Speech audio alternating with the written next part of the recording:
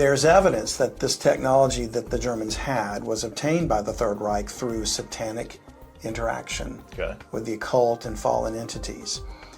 So was Nazi occult knowledge transferred to the US hegemony to continue as the Fourth Reich?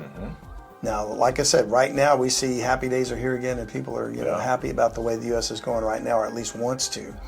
But there's still that undercurrent. Maybe some of this clearing out of the bureaucracy is going to expose some of this, and I think that'd be great. But another question would be was the atomic bomb a game-changing weapon in more ways than one? Obviously, it changed the war. And we had already defeated Germany, but the Japanese side was still continuing. The bomb ended that. Until the bomb, So let's look at some things. We're going to start this episode off with reading some information that I gleaned from articles or websites that I post the links to for you in the show notes. So don't forget to check out the show notes if you want to go read these yourselves. But the name Rudolf Hess, does that sound familiar? I'm sure somewhat historically we know of him, but maybe I don't know not who exactly. He is. No. Okay. So he was appointed the deputy Führer to Adolf Hitler. So he was like his right-hand man. And that took place in 1933. And he held that position until about 1941, when he flew solo to Scotland, like during the war, in an attempt to negotiate the United Kingdom's exit from the Second World War. He was taken prisoner and eventually convicted of crimes against peace. That was what the charge was at that time.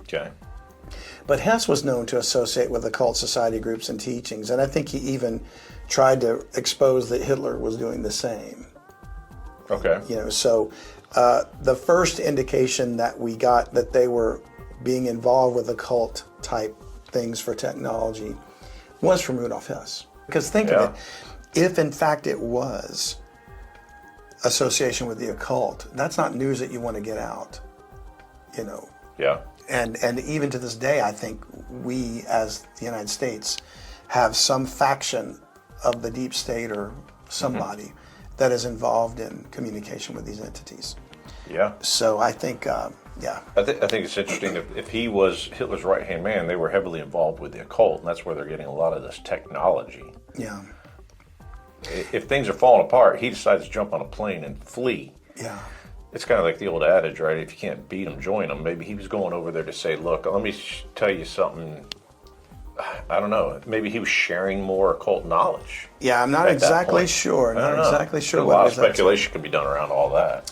One historian writes that the Nazi regime employed occultism pragmatically throughout the war, recruiting astrologers and clairvoyants to provide military and diplomatic intelligence both before and after the 1941. May was when Hess flew to Scotland. So I've got links for both of those. And then there's an historian named Eric Kirklander, and he wrote this about the war. Or actually, he wrote this about German society before the war. And he said, the sheer size and diversity of the occult marketplace in Germany and Austria suggests that it tapped into a mass consumer culture that was unique in depth and breadth when compared to other European countries. And this is from either a book or an article called Hitler's Monsters.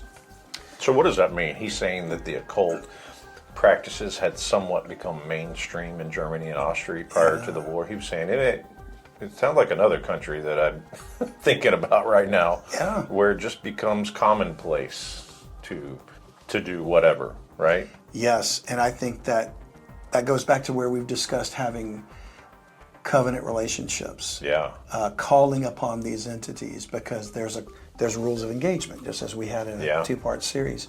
And